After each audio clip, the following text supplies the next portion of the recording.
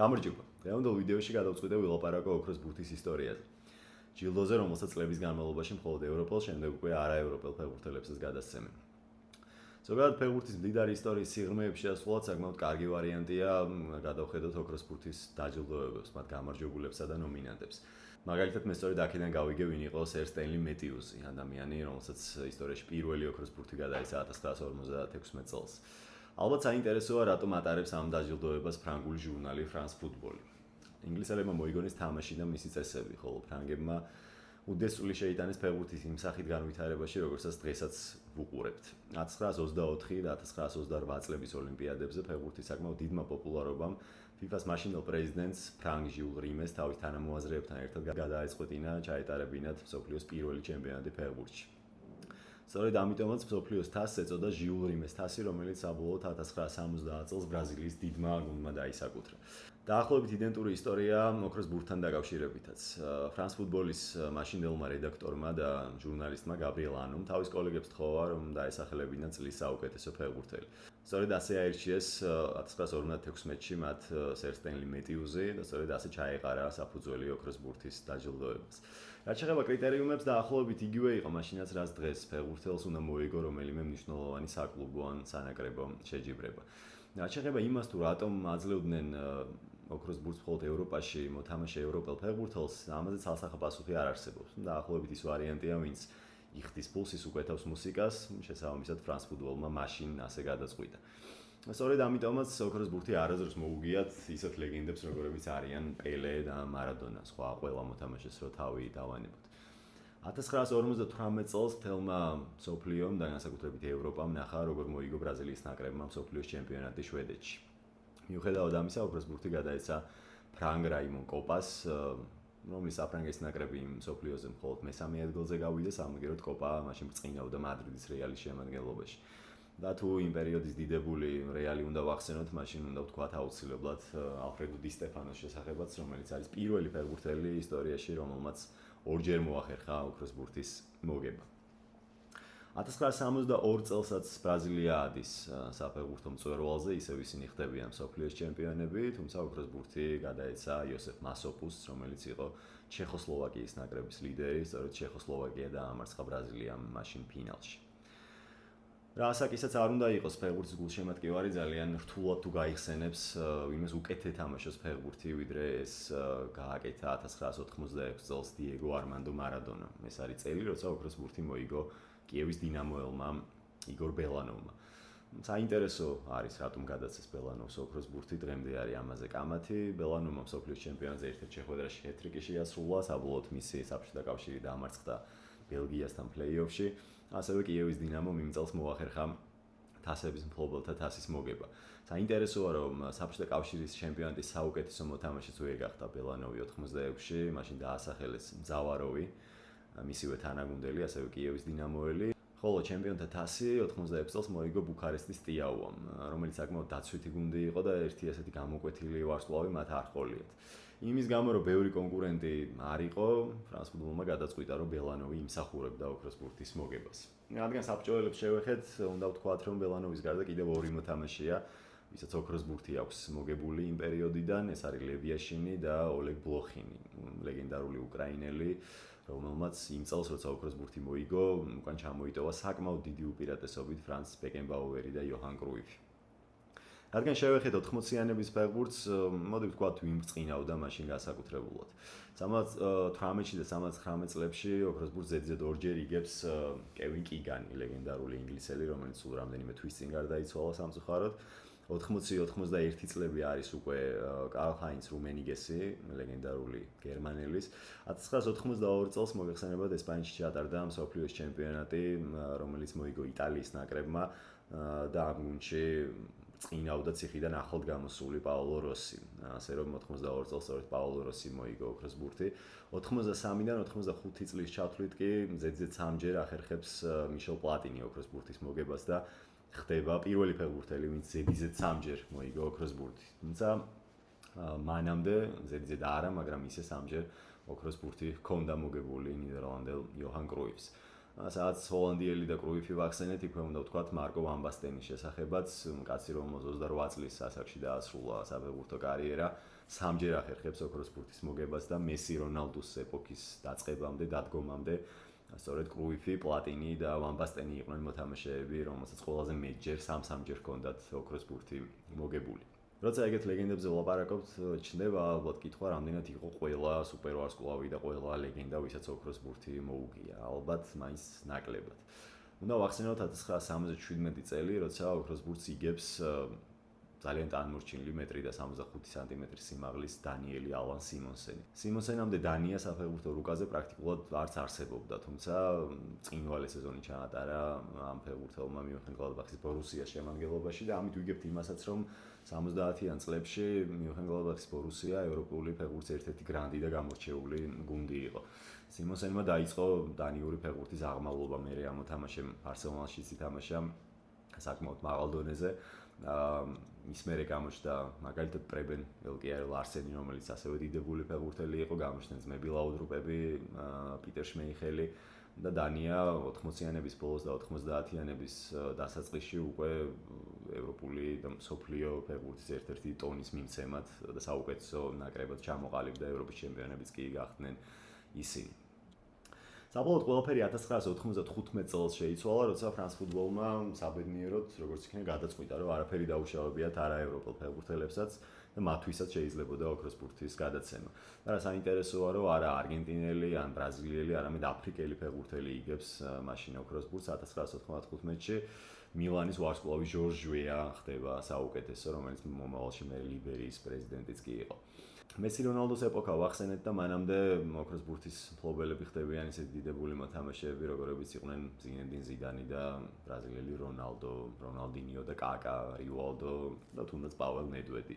ან მაიკლ ოუენი, რომელიც 2001 წელს მოიგო ოქროს ბურთი, 2001-ში მოიხსენებათ არ იყო სანაკრებო ტურნირი, ოუენმა საკლუბო დონეზე საკმაოდ კარგი სეზონი ჩაატარა.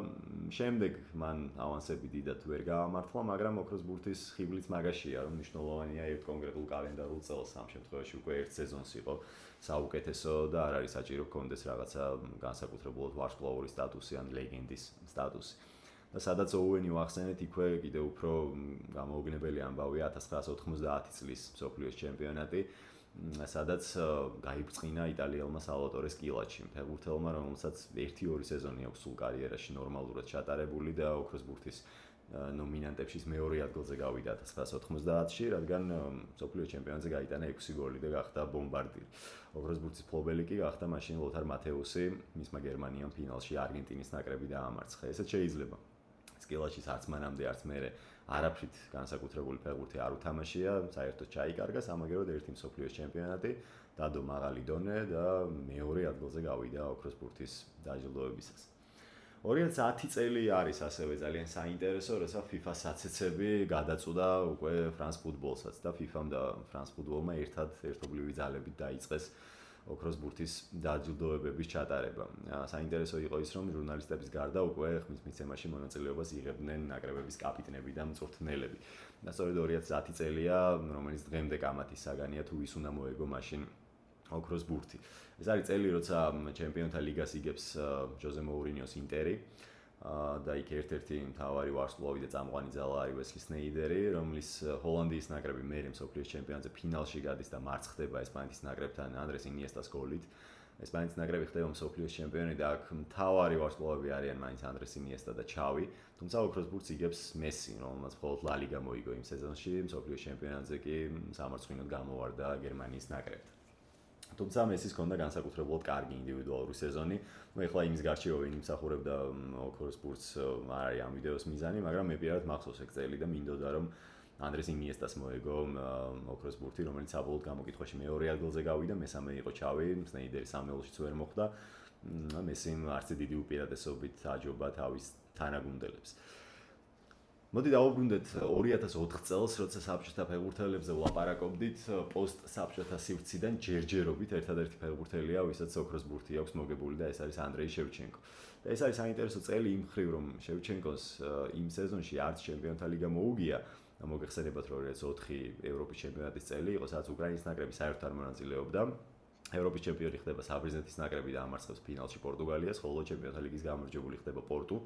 სადაც გამორჩეული ფიგურა იყო დეკუ, რომელიც ჯერ ახალგაზრდა არც ვარსკვლავური სტატუსის ფეხბურთელია. დეკუ მოიგო ჩემპიონთა ლიგა და გავიდა ევროპის ჩემპიონატის ფინალში, სადაც საბოლოოდ დაისაკუთრა ვერცხლის მედლები.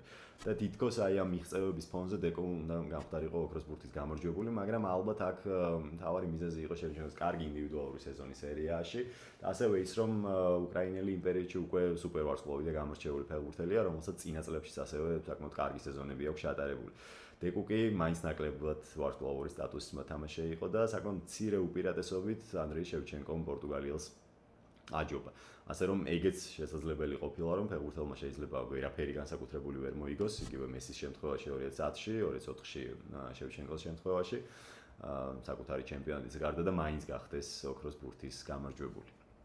ბოლო წლების განხილვას იმდენად დიდი აზრი მე მგონი არ აქვს, იმიტომ რომ ყველაფერი კარგად ახსოვს, რაც შეეხება იმას თუ რა გველოდება ამ წელს 26 ოქტომბერს, როცა გაიმართება ოქროს ბურთის დაჯილდოება, ჩვენთვის განსაკუთრებულად აქტუალური გახდა ბოლო პერიოდში ოქროს ბურთი, იმიტომ რომ ყავს რეალური პრეტენდენტი, რა ბედნიერებაა, რომ ქართველი ფეხბურთელი ამ დონეზე თამაშობს.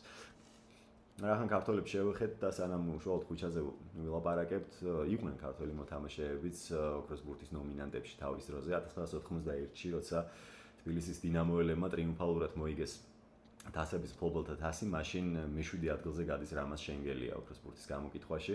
მერვე არის გუნდის კაპიტანი ალექსანდრე ჩირვაძე, ხოლო მე-11 ლეგენდარული დავით ყიფიანი. 91 წლამდეც იყვნენ ქართველი მოთამაშეები, რომლებიც ფიგურირებდნენ ოქროს ბურთის სიაში, მაგალითად 1972 წელს მურთაზ ხურცილავა გავიდა ასევე მე-11 ადგილზე, ხოლო უფრო ადრე მიხეილ მესხი და სლავა მეტრეველი იყვნენ ოცეულთან საკმაოდ ახლოს. ერთი ოცეულშიც როგორც მახსოვს მესხი მე-17 ადგილზე არის გასული თუ არ მეშლება. ყველა ვარიანტში უნდა მოხსნას ხუჩა კვარაცხელიამ ეს ქართული რეკორდი, რამაზ შენგელიასი, მე არ წარმომიდგენია რომ მე-7 ადგილზე მაღლა არ გავიდეს წელს კვარაცხელია და მე მგონი ვინც ამ ვიდეოს ნახავს, თითქმის ყველა მეთანხმება რომ რაც უნდა სუბიექტურები ვიყოთ და ჩვენი ობიექტური ახსნებიც გვაქვს ამასთან დაკავშირებით, კვარაცხელია იმსახურებს ოქროს ბურთსაც. თუ 2008-12 წლების ესპანეთზე ვამბობთ, რომ იქ ერთი ესე გამოკვეთილი სუპერვარსკვლავი არ ყოფილა და გუნდი იყო ძალიან ძლიერი, მაშინ მით უმეტეს უნდა ვთქვათ წლევანდელ ესპანეთზე აქ ერთი გამორჩეული ფიგურა ნამდვილად არ ყოფილა ამ გუნდში. თუ მაინც ვინმე უნდა გამოვარჩიოთ, ეგ არის გუნდის მთავარი მწვრთნელი ლუის დე ლა ფუენტე, რომლის უდიდესი დამსახურებითაც ესპანეთი არის ისეთი გუნდი, როგორიც არის და ამ გუნდურობის წყალობით მათ მოახერხეს მსოფლიოს ჩემპიონატის მოგება. თუ ვინმე იყო მსოფლიოს ჩემპიონატზე გამორჩეული ინდივიდუალურად, ეს იყო ლეო მესი, ეს იყო კილიან მბაპე, რომლებმაც მსოფლიოს ჩემპიონატი ვერ მოიგეს. მბაპეს საერთოდ საკლუბო სეზონიც არ ქონდა გამორჩეული, მიუხედავად იმისა, რომ საკმაოდ ბევრი გოლი გაიტანა, ტიტული მას არ მოუგია, ასე რომ მბაპესთვის, რომელიც ცალსახად ლეგენდარული ფეხბურთელია და ოქროს ბურთს ესე კარიერულად, რა თქმა უნდა, იმსახურებს, წელს ოქროს ბურთის მიცემა წარმოუდგენელი მგონია. მთავარ ფავორიტად მიიჩნევენ ჰარი კეინს, კეინი, რომელიც ასევე კარიერულად ფანტასტიკური მოთამაშეა და უნდა კონდეს კეინს ოქროს ბურთი. მაგრამ არ ვიცი ამდენად წელს, მიუხედავად იმისა, რომ ის მთავარი ფავორიტია, მიუხედავად იმისა, რომ მან უამრავი გოლი გაიტანა, კიდევ ერთხელ ვიმეორებ, ვერ მოიგო მსოფლიოს ჩემპიონატი და არ მოუგია მნიშვნელოვანი საკლუბო ტიტული. მნიშვნელოვანში ამ შემთხვევაში ევროტურნირს გულისხმობ, თორემ ახლა ბაიერნი რო ბუნდესლიგას იგებს, ამაში გასაკვირი არაფერია. როდრი გახდა მსოფლიოს ჩემპიონატის საუკეთესო მოთამაშე, მაგრამ როდრისთვის ოქროს ბურთის მიცემა საერთოდ ანომალია იქნება, იმიტომ რომ ესპანეთის ნაკრებშიც ვერ ვიტყვი, რომ მაინც ვინმეზე უკეთესი იყო და რაც შეეხება საკლუბო სეზონს, მას აბსოლუტურად თავის სიტისთან ერთად ეს საკლუბო სეზონი ჩაუვარდა. ვის არ ჩაუვარდა სეზონი, ეს იყო ხუჩა კვარაცხელია, რომელიც გახდა ჩემპიონთა ლიგის საუკეთესო მოთამაშე, ჩემპიონთა ლიგის გამარჯვებული და ხუჩას მაინც ბევრი არაფერი დაუშავებია თუ მსოფლიოს ჩემპიონატზე არ იყო სამწუხაროდ საქართველოს ნაკრებთან ერთად. ასე რომ არ ვიცი, რამდენად გადასცემენ ხუჩას ოქროს ბურთს, მან რა თქმა უნდა სხვა ფაქტორებიც მუშაობს და შეიძლება ძალიან დიდი შანსი ამისი არ იყოს, მაგრამ მე პირადად არც გამიკვირდება ეგერი რომ მოხდეს და ძალიან ბედნიერები ვიქნებით ყველა. თუმცა აბსოლუტურად ობიექტურად მიმაჩნია, რომ ხუჩა კვარაცხელია მინიმუმ 3 ოლს იმსახურებს და თუ ეს ასე მოხდა, იქნება უდიდესი მიღწევა ჩვენი ფეხბურთისთვის და კონკრეტულად ხუჩა კვარაცხელიასთვის, რომელმაც მთელ საქართველოს დააჯერა ბოლო წლებში, რომ აბსოლუტურად ყველაფრის მიღწევა არის შესაძლებელი არა მხოლოდ ფეხბურთში და რა თქმა უნდა ძალიან დიდი მადლობა ეკუთვნის მას ამისთვის. ნახოთ, რა იქნება ოქტომბერში ოქროს ბურთის დაჯილდოებისას. იმედია მოგეწონათ ვიდეო და თუ ეგრე აქ გთხოვთ რომ დაალაიქოთ, გამოიწეროთ არხი, მე მომავალ შეხვედრამდე დაგემშვიდობებით.